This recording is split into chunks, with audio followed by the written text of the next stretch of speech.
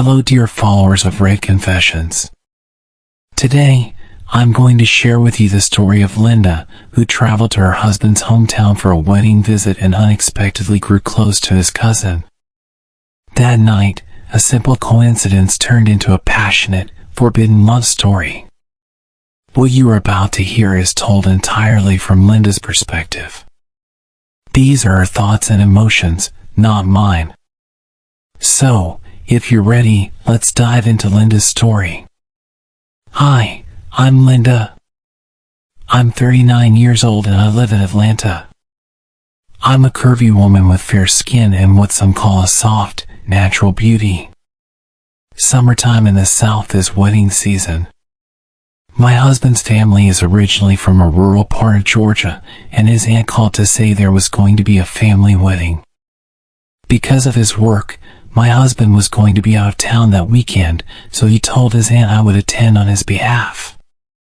On the wedding day, I drove to his aunt's house.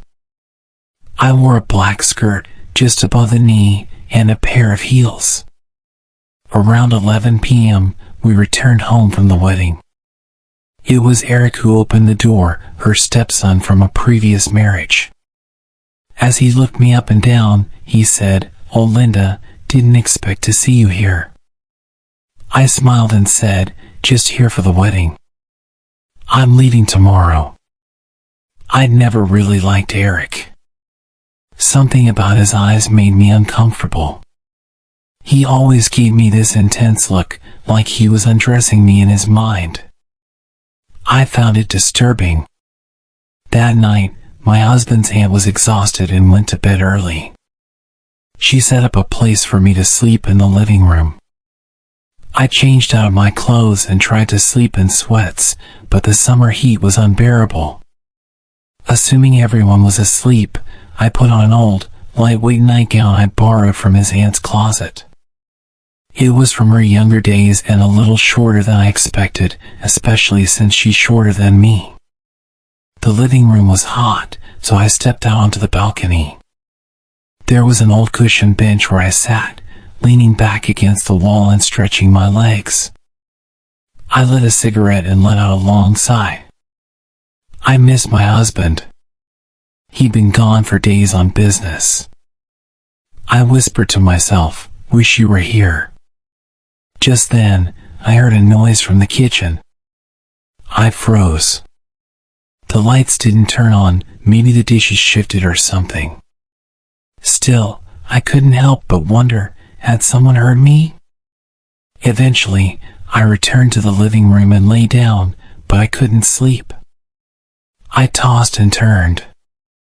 I decided to go to the bathroom and splash some water on my face. As I stepped out, I found myself face to face with Eric in the hallway. He looked at me and asked, "You can't sleep either?" I said, "No. But I'm heading back to bed," and quickly walked away, hoping he didn't see too much. Back in the living room, I closed the door behind me, but my anxiety had grown. I stepped back out to the balcony for some air. A few minutes later, the kitchen light turned on. Eric appeared, holding a glass of water. "Just getting a drink." "Want one?" he asked. I politely declined. As he was about to leave, he turned and said, "Linda, come to my room. I want to show you something." I froze. Back in the living room, I sat for a while. My mind was spinning. Did he hear me earlier? What could he possibly want to show me? Curiosity got the better of me. Eventually, I found myself knocking on his door. He opened it and invited me in. He was wearing a tank top and gym shorts, nothing else. I frowned and said, "Seriously? That's what you called me for?" He laughed gently. "No, don't be mad. I was watching a movie. I heard you on the balcony and thought you might want to watch with me." Eric was around my age and still unmarried. He had one of those satellite boxes that streamed European channels. The film was adult-themed, let's say. I didn't immediately leave. I'd watched similar things myself when my husband was away. He flicked through different channels, asking if I wanted something else. I stood by the door, unsure. "Come sit down." "No need to stand there," he said. I slowly sat on the edge of his bed. "Which channel do you want to leave on?" he asked. "I don't know," I said. He picked one and the movie played. He mumbled quiet comments to himself about the scenes. At one point, he looked at me and said, "Relax. Lean back." I did. For the first time, I looked at Eric, really looked. He was broad-shouldered, muscular.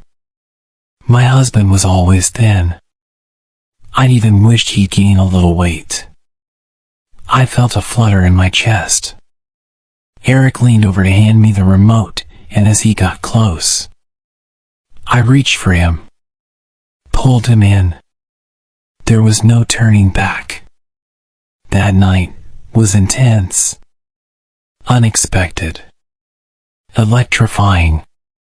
Later, we stepped out to the balcony, smoked another cigarette, then returned to his room.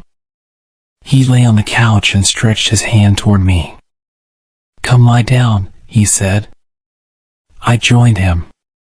He pulled me close, stroked my hair, whispered sweet things in my ear. He said, "You've been in my dreams for years. Thank you for making this real." I didn't expect any of it. And it touched me in ways I hadn't felt in years. My husband, he never did that. Never said those things. Before dawn, I whispered, "Your aunt will wake up soon." At breakfast, everything seemed normal.